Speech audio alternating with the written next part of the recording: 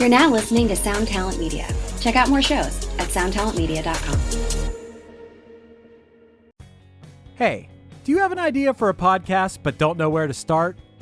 Or do you have an already existing podcast that you want to take to the next level? Well, check out WeKnowPodcasting.com.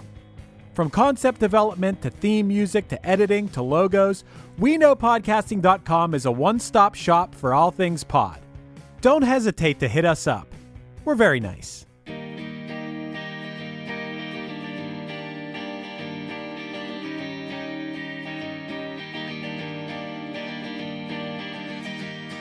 Christian folk group Sixpence None The Richer had an unexpected mainstream explosion with their song Kiss Me after it was featured in the 90s teen film She's All That. Beyond a few low-charting cover songs, however, they quickly fell out of the public consciousness. This week, we're joined by Russ Burlingame, author of the new book, Best Movie Ever, The Oral History of Elfont and Kaplan's Josie and the Pussycats, to discuss the band whose music will always be associated with Rachael Leigh Cook.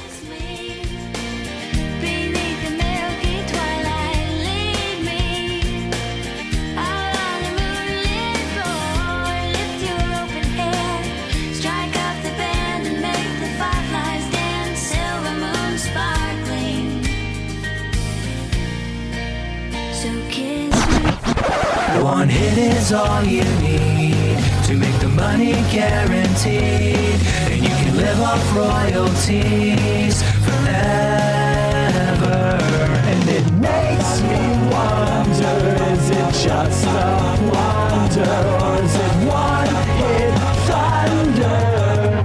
All right, so we are here today to talk about Sixpence None The Richer, which everyone knows by their song Kiss Me. Sixpence None The Richer is definitely a pretty intense band name, but I looked at the meaning. It's easy. It's from the book Mere Christianity by C.S. Lewis about a little boy asking his father if he can get a sixpence, which is a very small amount of English currency that was in use at the time, to go and get a gift for his father, which the father gladly accepts the gift, and he's really happy with it, but he also realizes that he's not any richer for the transaction. So, in essence, C.S. Lewis was comparing that to his belief that God has given him and us the gifts that we possess, and to serve him the way we should do it humbly, realizing how we got the gifts in the first place. Of course, we all know the old story of the father and the sixpence, but in case you're wondering, that's the very convoluted way they got their name. Hi, Russ. You chose Sixpence None The Richer, Kiss Me.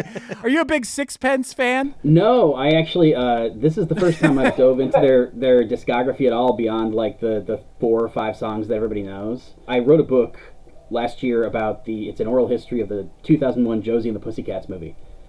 And so when I needed something, it became like, well, Kiss Me is a one-hit wonder and it has ties to Rachael Leigh Cook. And so it makes sense in my head. Every guy of that era wishes they had ties to Rachael Leigh Cook. Isn't that right? And also, I think you're being very generous by assuming that we all know 4 or 5 songs by Sixpence None The Richer. To be fair, we know 1 song by Sixpence None The Richer and 2 covers that they put out that did okay. And a couple of things where you're like, oh, that was those people. Right. So the tie to Rachael Leigh Cook, of course, is from She's All That. This song was in She's All That, correct? This was like the marketing campaign for She's All That. And then like recently sampled and covered for He's All That. Oh, wow. Okay. One of the facts that I read that kind of blew my mind was that the song is actually so synonymous with the movie that the Italian release of She's All That was named Kiss Me. I've actually never seen She's All That, but I can assume that it's just nobody realized that Rachael Leigh Cook was super hot because she was wearing glasses. Is that what I'm... Yeah, that's pretty much the joke, yeah. It's the prototypical example of that phenomenon that everybody brings up when they make fun of it. Was it self-aware of that? No. No, it wasn't meta at all. Okay, Sixpence None The Richer. So they're a Christian band, so Matt, tell us all about them. So I was telling Chris before we hit record, like, I was never a big Sixpence None The Richer fan. I didn't really own any of their albums, but Matt Kelly circa 1997 was exclusively listening to Christian music. Never got into Sixpence None The Richer that much as a band at that time because I was really into the Tooth and Nail stuff that was like the punk and hardcore stuff, and they were just, you know, a girl vocalist with some acoustic guitars. It wasn't really like what I was digging into at that time. But kind of in the same way of when like Reliant K had a hit or Switchfoot or any time that you've got a Christian band that is suddenly fairly popular in the mainstream, it's a big deal. But I feel like this was one of the first like really big deals. Like previously it was like, you know, that Jars of Clay had a song that did okay on alternative radio, or like DC Talk had a song that was like in the top 100 of Billboard. But this was a Christian band getting to number 2 on the Billboard charts, just below TLC, and being featured in what was arguably the hottest teen flick of that summer. So it was like, holy crap, we've did it. We've broken into the mainstream. So it was a big deal. We were very excited. Lonely Virgins at that point. It kind of sucks because they weren't on a Tooth and Nail Records label. They were on this label called Squint Entertainment, which, Christian or not, Squint is just a bad name for a record label out the gate. Squint had like one other band that did a little bit of a crossover with Chevelle. Chevelle did pretty okay on like rock radio. And then they had like the ska band, The Insiders, and actually a very good rap group from LA called the LA Symphony. But they really didn't have any big records. So they weren't like Tooth and Nail with MXPX or Goatee Records with Reliant K, where there was this like reliable money resource. So by the time that Sixpence blew up, they were already kind of in the middle of their bankruptcy.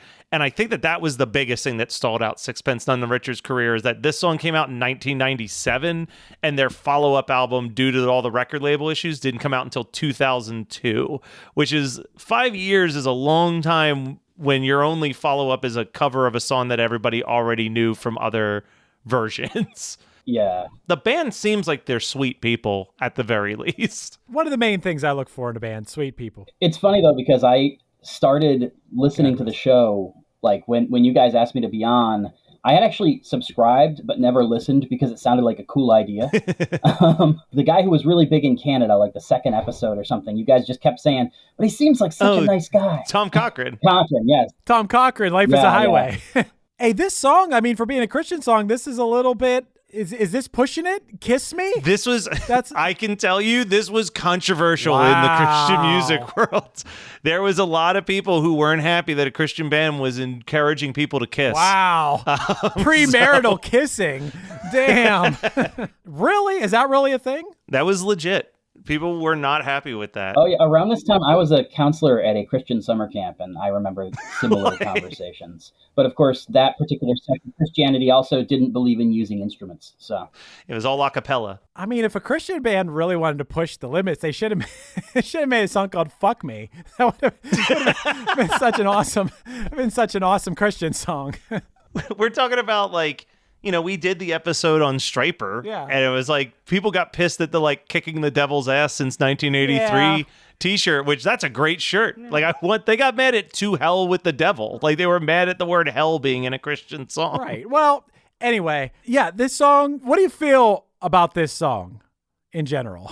I think that this song, like, I've never really thought much about this song beyond like, oh, it's a fun little like ballady, and that's kind of still where I land. I did do like the footwork here of doing their whole discography, and I took like 6 pages of notes. There's like a handful of songs that I'm like, yeah, you know, there's like 2 songs on every record that I'm like, yeah, I might actually listen to that again. That's that journalism kicking in. I can't tell you how many times I called Kay Hanley or texted Kay Hanley at like 10 o'clock at night for the Josie book, because she was the voice of Josie. Yeah, that's right. And I probably called / bugged her about 40 times over the course of 6 months. And it's just because I always have some dumb little question. And like the 3 people who would always answer were Kay and the directors. Dude, I love Kay Hanley. So good. I forgot that about Josie to Pussycats. But the thing I was going to say about this song, about Kiss Me, was that it reminds me of like sitting in a doctor's office.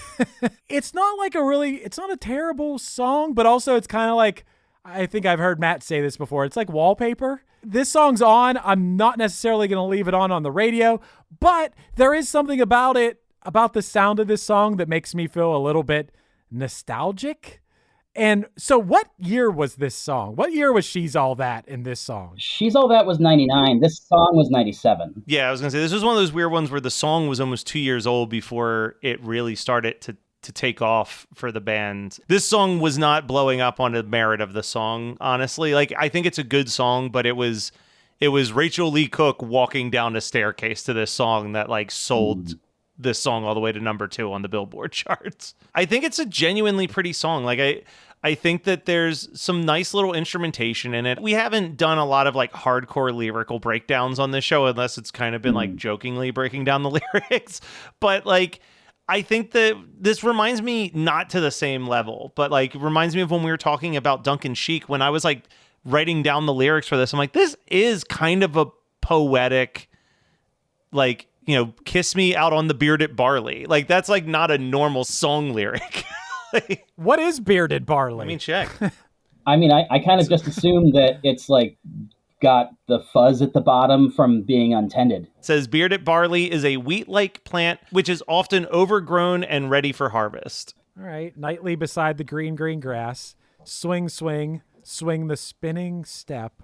You wear those shoes and I will wear that dress. I mean, it definitely paints a picture. Yeah. It's a pretty nice picture. It's got kind of the lo-fi dancing in the moonlight kind of thing of like, you can kind of see where they're placing these characters. I think that that's what I do like about the song, the imagery. Like I think the second verse is a little bit better in that sense of like the kiss me down by the broken tree house. Like, you can imagine the broken tree house, swing me upon its hanging tire, bring the flowered hat, we'll take the trail marked on your father's map. Like, remember when we did C'est La Vie and we were like, all right, we have to imagine like these are 20-year-old girls, but they're singing from like the perspective of like a child singing this song. Like, I think that I'm imagining, you know, at this point they've been a band for a couple years. This wasn't like this was their first album or anything. They're probably in their like mid-20s. They're probably invoking like that feeling of the first kiss when you're a teenager and it's like you remember every little detail of that first kiss. So like the things like the broken tree house with its tire swing, like I feel like that's that stuff that you would remember. If your first kiss was like in someone's backyard by a garden and there was a tree house and stuff like that, is the stuff that you would tell people when you're remembering it. I'd be making it up. I wasn't kissing anybody as a teenager. I was so painfully shy, which, you know, I don't feel like I'm necessarily that anymore. It depends on the company, like who I'm with or whatever. But any memory I would have of kissing beneath the milky twilight or out on the moonlit floor or while the fireflies are dancing, that would be completely fabricated. I was playing street hockey and listening to propaganda. That's probably what I was doing. I want us to rewrite this song, but it's called street hockey. It's like hockey down by the bearded barley. That's all I had going on. Were you guys kissing ladies at this time? Yeah, the youth group told me I wasn't allowed to. Aw, Russ, please tell me you were kissing ladies at this time, or we're all very sad. Yeah, when I was a teenager, I was one of those like serial monogamists. It's like every year of high school, I had a different girlfriend that lasted the whole year. So you were getting plenty of kisses. Yeah. Damn, Russ was doing some serious smooching back then. But again, fairly chaste because I would then go at the end of the school year and counsel at a Christian summer camp. I waited till my 20s and I got plenty of smooching in, but as a teen, not so much. Any of my nostalgia for this song is kind of just for that era. So now so you said this song was popular in 1999. So yeah, that makes sense to me of what I don't even know exactly what. It kind of takes me back to that time when I hear this. And a question that I had for you guys is, when you're nostalgic for something, when that thing that you're nostalgic for was happening, you don't realize that later you're going to be nostalgic for it. Probably 99.9% of the time, unless you're really aware. And I thought, what right now should we really be paying attention to so that we can feel the future nostalgia? Right now is a very tough time to say, because right now we're still mostly trapped inside of our houses. But, I've been blessed to go to a couple concerts because Punchline played a few shows and needed someone to help with the merch table. When you guys did the show in Lancaster with like Piebald, like for me, how important that band was for me in college and never getting to see them live. And like, that was one of those moments where I did remember being at the table, watching like my friend's band play a show, and then they were going to be followed up by a band that I've loved for 20 something years and being like, this is a good one. Like, this is a one that I'm going to look back on 20 years from now and still be like, man, what a night. Wow. Like, that was a good night. All right. All right. That's a good answer. Russ, do you have anything? I'm skewed because I'm like an old soul relative to you guys, so I have kids and shit. So that really there's always something going on with the kids that you're like, oh yeah, I'm gonna remember this. You know, True. In terms of like the day-to-day and pop culture stuff, I've been a giant nerd since I was a kid, and my day job is that I'm a staff writer for comicbook.com. And so I think when I look back on this period of my life, it's going to be, oh yeah, there was that time when there was a new comic book movie or TV show every 15 seconds for like 4 years solid. Yeah. Do you think there's going to be a time when that isn't the thing? I feel like that's like permanent now. My only thing about that is that the most watched, as far as I could tell, digging through old numbers and stuff, the most watched show of all time was The Muppet Show at its height. Because it was one of the first big international shows, it had these massive global audiences of like 800 million people. Fast forward 10 years, and nobody knows what the hell to do with the Muppets to make them interesting. I agree that they're always going to be there. The only reason I use the Muppet comparison is I don't think it's going to be evergreen, that it's just everything we talk about is comic book stuff, and this is every blockbuster that hits has to be tied to it. Like, I think that's got an expiration date. I don't think the actual like genre does. So you're going to be nostalgic for this golden age of making every Marvel comic book, even the obscure ones, into either a show or a movie. And I get that. Matt, what are you going to be nostalgic for? The Piebald Show? Seeing my buddy play a show. Okay.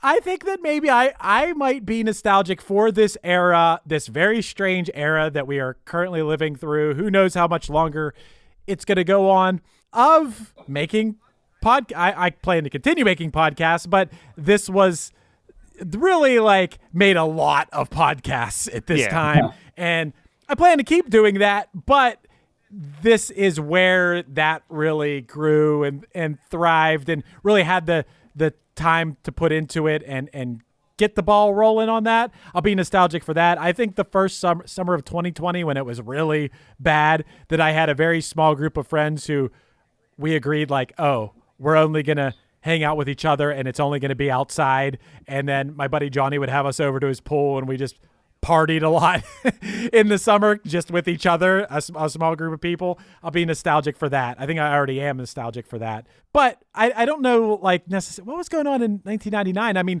so this song came out in 1999 in the thick of Limp Bizkit. So I want to step away from the music era for this one, because, and the only reason I'm saying that is because I do, as much as I like this song, and you're right, this song has endured, I think that this song is popular because of its association with She's All That. So I think it's almost worth looking at what was happening in pop culture and film at this time for what people were nostalgic at. Because when I think of 1999, like, that is me getting into teen flicks for the first time. That's me going to a theater and seeing Can't Hardly Wait and being like, this is the greatest thing I've ever watched in my entire life. Having a friend rent American Pie because like we couldn't go see it in the theaters, and like watching that in a basement at a sleepover, and like all of that. Like, I think 1999 was a great time to be a 14, 15-year-old kid coming of age. Like, you're just like, there's so much great teen-centric stuff happening. This is like, by the time this episode's out, the video is out too, but I've been deep diving into Daria for the last like 3 weeks trying to prepare for this big video that I'm doing. And like, this was prime Daria time on MTV. Like, there was something in the water in 1999 that was great for teens at that time.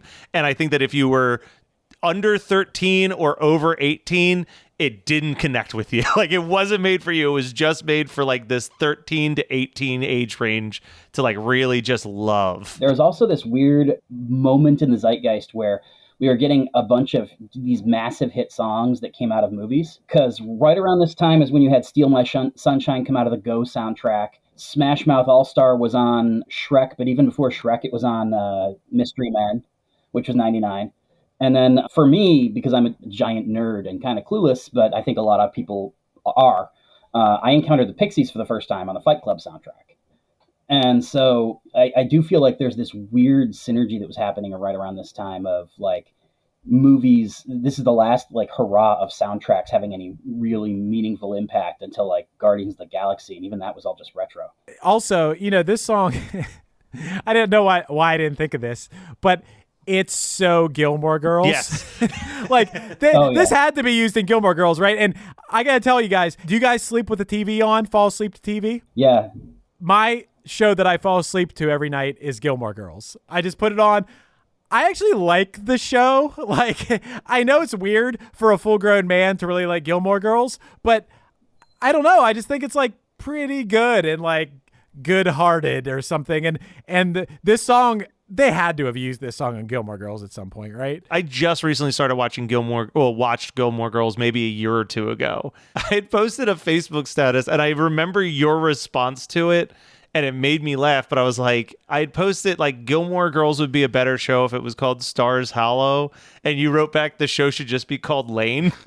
The funny thing about Gilmore Girls is that like that when you're a young guy and if you watch Gilmore Girls, you might be like, damn, I like Rory. But then when you're a middle-aged guy, you watch it like, damn, I like Lorelai. Although Lorelai's pretty annoying. Actually, they're both pretty annoying. The Gilmore Girls are the worst part of the show Gilmore Girls. I've said that a few times, and I stand by it. Yeah, that seems to be the popular opinion about it. Yeah, Lane is way cooler than either of the Gilmore Girls. Sean Gunn is the star of Gilmore Girls. Hey, Sixpence. bringing it back to pence, as I like to call him. This is one of those bands, to kind of answer the underlying question of the show. This is one of those bands where, because I listened to the whole catalog in a fairly short period of time, I can say they definitely got better as they went on. And I think a lot of that is Lee Nash. Like, you listen to the first couple of records and it's like she wants desperately to be like early 90s Fiona Apple, Tori Amos. It's like a lot of really breathy, super high notes. And like, it feels like she doesn't have any power behind her. Like, she can't, Gotcha. And I feel like two things happen when in the self-titled album, which is the one that Kiss Me comes from, which is one, that she seems to have gotten a lot more comfortable with her voice, and so she's able to put a little bit more muscle into it. And two, the songwriting starts really leaning into her voice, because she's got kind of an odd, unique voice. And think of it like writing a song for somebody with a unique voice is not a one-to-one with just writing a good song. You could write a great song and it wouldn't work for this vocalist. Hey, that's a pretty good point. She does have a very unique voice, and it is a very good voice. This is a very well-written song, regardless of me being kind of like almost like, I don't know if immune to it or whatever. If it's playing, it's kind of like, oh, that's just background noise in my life or whatever. But it is pretty poetic lyrics.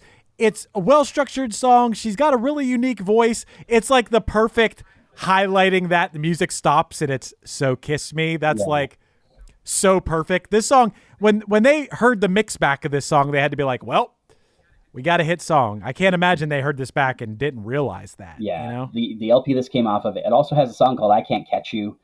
And it opens with this really kind of, for them, very meaty guitar riff. The thing that it reminded me of is like Father of Mine. And, all right. And so you had that, and you had Kiss Me, and then you had this song called Lines of the Earth, which feels like it should be used at the end of a very sad episode of an HBO show. I'm almost wondering if the whole record was designed with an eye towards manifesting exactly what happened with Kiss Me. It's like, we're gonna write a record, and it's gonna get played in some other place, and that's how we're gonna get out of our Christian rock bubble. That's pretty interesting. To think that they would go into the songwriting process being like, we got to get these songs placed. Yeah. These got to be on soundtracks. I mean, I almost can't fault them for that. Well, I mean, that makes sense. That's also kind of why, like, the interesting thing of like growing up in the Christian world, and obviously, I've been able to develop good friendships with like the dudes in Five Iron Frenzy, and some of the bands I like, and there's this push and pull with that industry where, like, I've heard the fans, the hardcore church-going fans don't ever want their Christian band to not be a Christian band. The Christian bands, most of the time, unless they're like killing it on that church scene where they're getting paid thousands of dollars to play at some like small church because they're like whatever worship band. Like the Reliant K's and the Five Iron Frenzies of the world, that band's entire career was like, we want to go on the Ska Against Racism tour. Like, we want to tour with Less Than Jake. We want to tour with Real Big Fish. Like, these are our peers. These are the people that push us creatively. But the record label being like, there's no money in that. You're never going to blow up in that scene. You've got to stay to your Christian roots or your like hardcore fans will walk away type thing. And there's that push and pull. The labels know that they can make a lot more money off of you. And we kind of know that through some of your friends that were on Tooth and Nail. Like, there was more money if you were a Christian band on Tooth and Nail than there was. Exactly, Yeah. Matt. Like, exactly. So, like, are you trying to make me feel sympathetic? No, I'm... For the, I mean, I'm not talking shit. If you want to put your stuff out on Christian labels, do the Christian festivals, do whatever, that's fine. But you know what you're getting into. But I think the problem is, and this is like what we saw with like MXPX, what we saw with Slick Shoes, kind of what we saw with Five Iron Frenzy. A lot of these bands, when they start it, they're like 18, 19 years old. You know what I mean? Where they're like, when you're a teen and you're a Christian, you are all fucking in because you have not traveled or left your hometown or met anybody that has a different belief structure than you. And then you get into a band, you go on a tour, and you know, like when we had Leonore on, she talked about like going to these other countries, these poor countries, and like helping them, and how like much that changed her as a person. Like, so I think That's awesome. you experience this stuff, and then you're like tied into this label that won't let you like grow in that sense. I guess I'm the one who brought it up that this band was a Christian band. Kind of joking to be just so I could go, okay, Matt, tell us about them. But just because you know all this shit. But like, I never, until doing the research for this, I didn't know this was a Christian band. This was just the Kiss Me song. But I didn't know that they were like, oh, Sixpence None The Richer. Yeah, they're that real popular Christian band. Oh, I can't believe they crossed over. No, this song just came out of nowhere. Yeah, I guess if I paid more attention, I might have noticed because they got the Grammy, either a Grammy or the nomination that year for Best Gospel Record. That's the only place I would have seen it. Like, I had no clue until I started doing this too. Ready for a head-bangingly good time? Dive into the world of heavy metal with the Brutally Delicious podcast. Here, we don't just talk music. We welcome you into our heavy metal family. Join us for candid chats with legends and rising stars. We go beyond the typical interviews, exploring raw emotions and the life-altering impact of heavy metal. So whether you're a diehard metalhead or just curious, join our family and let the headbanging begin with the Brutally Delicious podcast.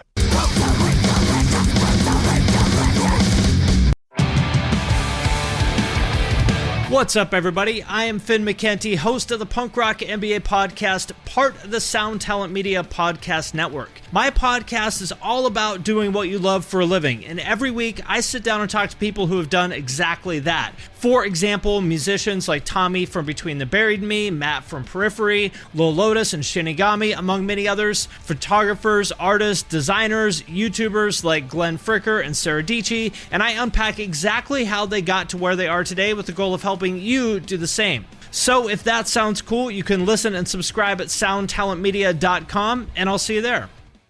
What's up, everybody? This is Brian here to tell you about our podcast, Bingetown TV. Our hosts include 7 best friends with a love for all things television. We cover a range of genres with a focus on fantasy and sci-fi, but also dip our feet into drama, horror, comedy, and pretty much anything we think is good television. We use the traditional deep dive formula for new live shows that are released week to week, but our calling card is our Rooks and Vets and Pitchtown TV series. Rooks and Vets pairs 2 of our hosts that have seen a show with 2 of our hosts that have not seen a show. Pitchtown TV is when we have a special guest pitch us a show by having us watch the pilot and trying to convince us to watch the rest.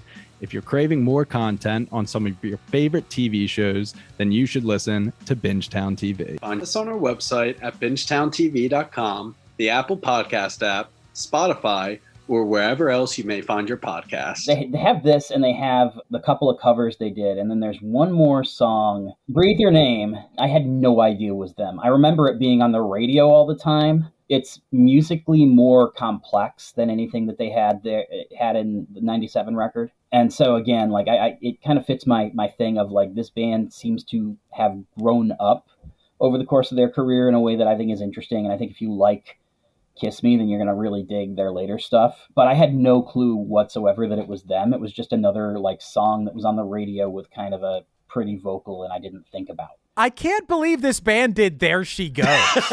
Like, why? Why did they need to do it, and why did they need to do it exactly like the original? What was the point of that? Same question could be asked about their cover of Don't Dream It's Over. They didn't do anything really different with that cover either. I mean, at least with that one, it's a female voice singing it, but There She Goes. Didn't someone else cover There She Goes? Like, I think there was like another band like Sixpence None the Richer that also did There She Goes, like more recently than the original. Yeah, I think you're right. I can't put my finger on it, but I think you're right. This is a very upbeat, poppy, light, fluffy kind of band. And as I'm listening to the 2002 record, I'm like, oh, there's a 9/11 song. Oh, wow. It's very much, it wasn't like the Rising kind of 9/11 song. It was more a like, I'm so sad, this is terrible. Look at all those people who died. And I'm like, you're the Kiss Me people. Yeah, that's heavy for Kiss Me people. In 2020, Leigh did a solo single, and I can't remember who it was a collaboration with, but it was a song that addressed the kind of moment of the post George Floyd rioting and protests and everything.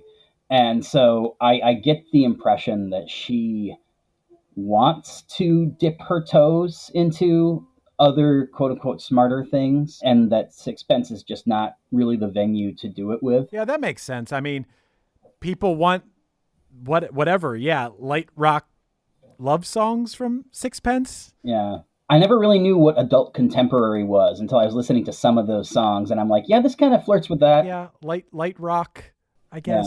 Yeah. I don't know. The last studio record they did, Divine Discontent, has like 4 songs, the first 4 songs, and they're just all instrumentation-wise completely different. It's like if you didn't have her voice pulling it together, they would be like entirely different like genres. There's like, oh, here's like a folk rock thing, and then you got this one with like the guitar that sounds like a buzzsaw opening it up, and then you go to a piano solo over a ballad, and it's just like, what is this record? Then maybe they should have stayed in their lane a little bit. Then maybe they would have got more success than being confused about what to do. Yeah. It's pretty obvious what to do. That makes sense of why maybe they didn't have more hits. Yeah. If that's the case. And I will say it's tough because like even the stuff that's in their lane, like there was the record before the self-titled record, so the one they had in like 95. The first track opens up and it's like she's got the airy, halting vocals, and then they have like deep, like Les Paul guitar tones. And I'm like, this just sounds like something the Spin Doctors would have recorded right at that same time. Right. Once they found that formula with this song, maybe that's where they should have been. But so Sixpence is still a band, I guess, kind sort of. of. I think, right? Yeah, I think they're like one of those groups where it's like, we're not recording anything, but every couple of years we'll just go do a concert. That's cool. And I mean, they've definitely had at least somewhat of an impact, considering Taylor Swift claims Kiss Me was the first song that she ever learned on guitar when she was 12 years old. Mm-hmm. It was in recent years featured in Netflix series You, which did you guys watch You by any chance? I hadn't. I cannot like that show. I've watched every season and it is so bad. Like I haven't watched the newest season 3. I watched the first 2 seasons, and I remember always being like, this is so bad, but then watching the whole thing. Yeah, and also it's been covered by Avril Lavigne, so it's definitely had its impact. if you're doing a parody of a teen flick, this song is going to be in it. Like it will make its way in there. Obviously not another teen movie did it very literally, but like even like teen flick homages over the last decade have found ways to fit Kiss Me somewhere into that movie soundtrack.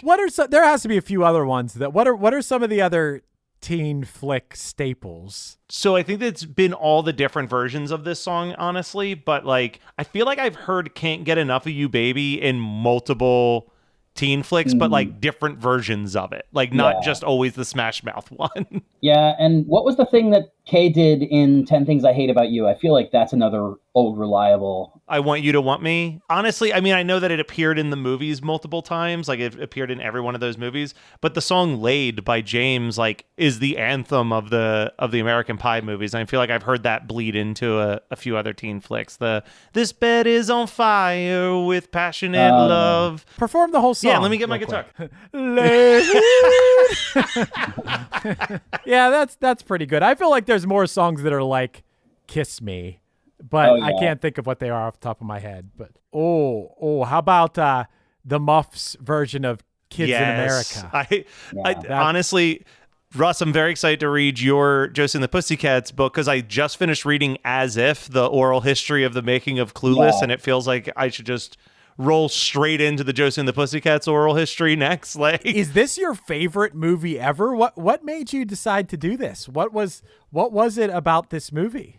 Well, there's a handful of things. I started doing a movie podcast a few years back, and we would pair like a newer movie with an older movie because we used to all work at a video store, and that's how you hand sell things. It's like you pay for the new release, you get an older one free. The first episode, we did Star Wars, The Force Awakens, and Josie. And I was like, man, I forgot how good this movie was. I started realizing that it had developed this like cult classic kind of status. Because, of course, it was a box office bomb when it came out. And it like tanked Harry and Deb's careers. Like, they haven't done another feature film since 2001. The reporter in me was like, there's like a story here. Like, this movie full of a bunch of famous people that bombed at the time, and now like everybody loves it 20 years later for all the same reasons that nobody liked it back then.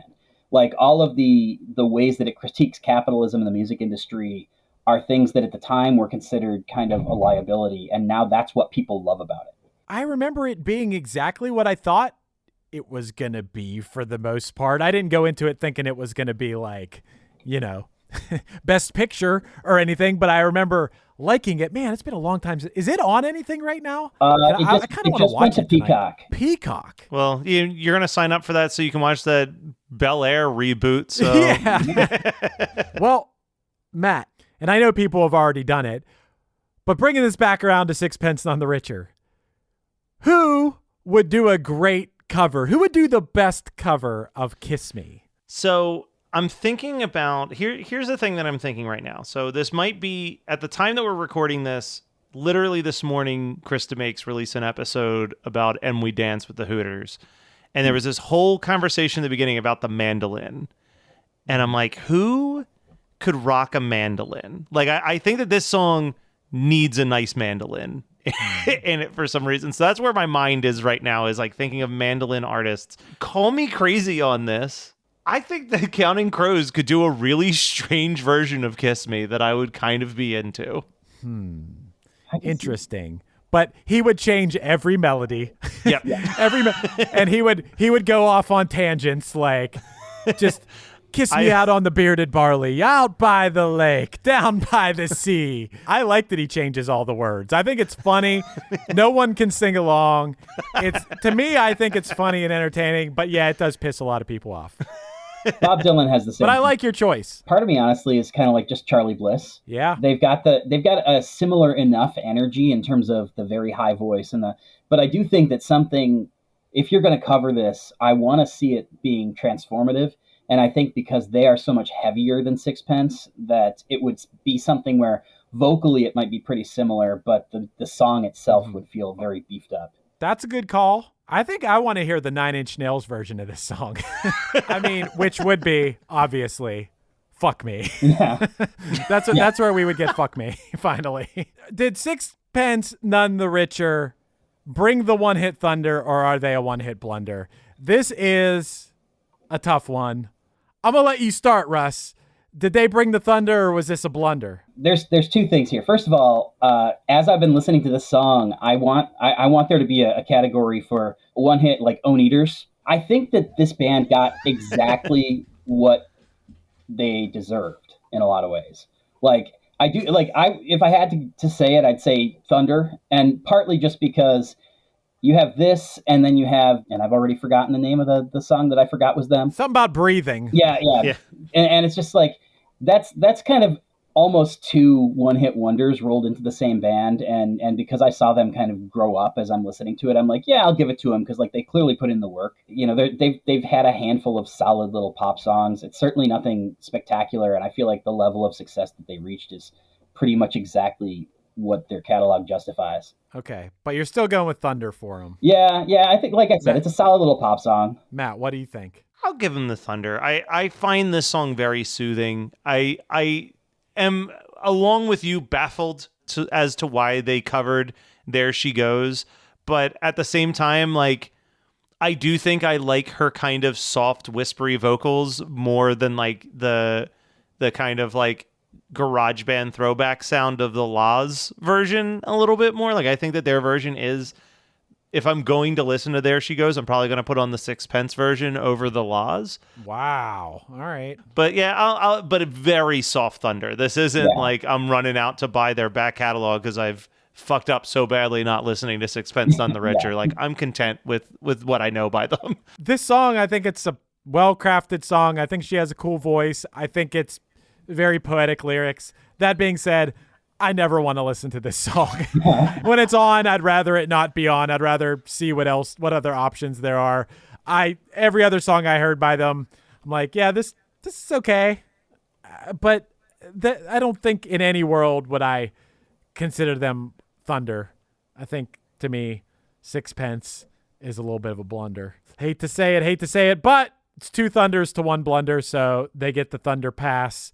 Russ, I got to thank you for coming on. Tell us about the book and where we can get it, please. Book you can get at all the places you usually get books in terms of Barnes & Noble and Amazon.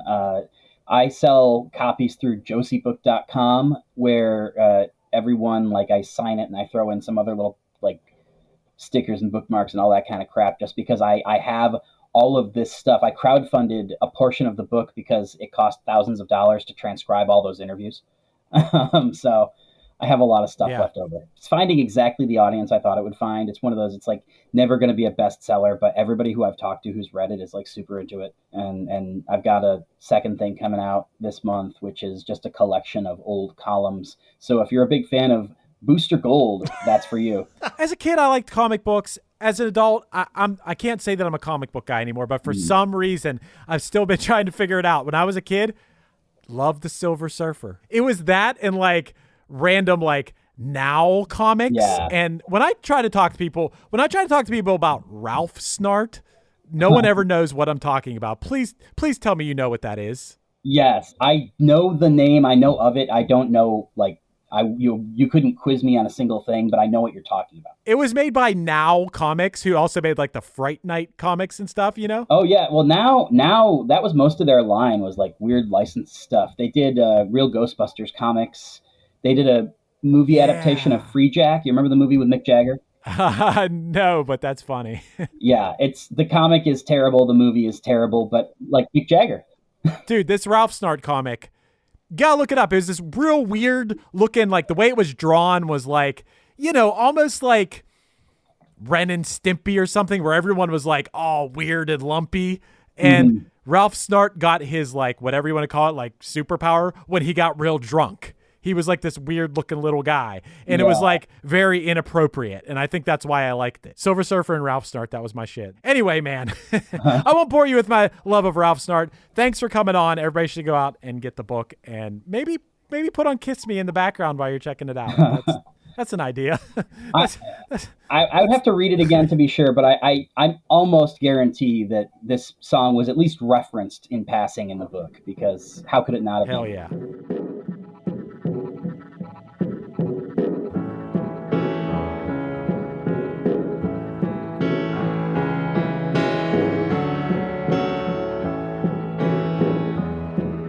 This has been One Hit Thunder. One Hit Thunder is hosted by Chris Fafalios of the bands Punchline, Pack, and Another Cheetah, and produced by Matt Kelly of Geekscape.net. Underneath me you're hearing Castaway off the Punchline album Just Say Yes. Visit punchline.com for information on future shows, releases, and merchandise. We're on Patreon now, so visit us at patreon.com/OHT podcast for bonus material, early access to episodes, and a chance to help decide what shows we discuss on future episodes. Do you want to hear your song on the show or have any interest in sponsoring an episode? Contact me at matt@geekscape.net for our rates. If you have any interest in podcasting, visit weknowpodcasting.com for how Matt and Chris can make your show sound as professional as possible. Let us know your thoughts on the show by emailing us at onehitthunderpodcast@gmail.com. And make sure to rate, review, and subscribe to us on your favorite podcasting app. Tune in next week with another episode of One Hit Thunder. Floating in blue skies, too barely hanging with a broken hand. Wait and see if I sink or swim. Will you pull me up? Hopefully. Why do I want you to save me when I was cast away?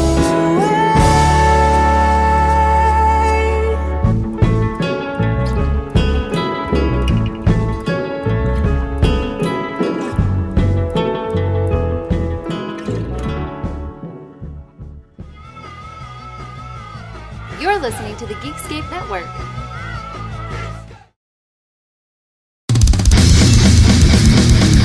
Ready for a head-bangingly good time?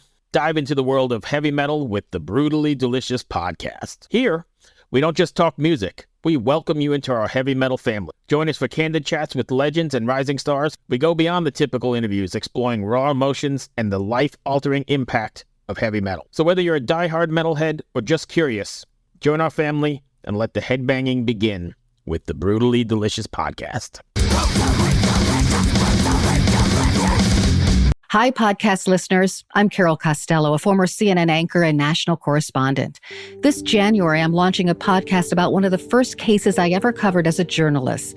It's one that stuck with me all of these years, the one that buried itself under my skin and stayed put. It's a true crime series about an amazing woman named Phyllis Cottle, who defied torture and death and brought a fierce rage to the quest to find her attacker. Carol Costello Presents Blind Rage is a production of Evergreen Podcasts and signature title of the Killer Podcast Network. Listen and subscribe wherever you get your podcasts. Discover more great true crime and paranormal programming at killerpodcast.com.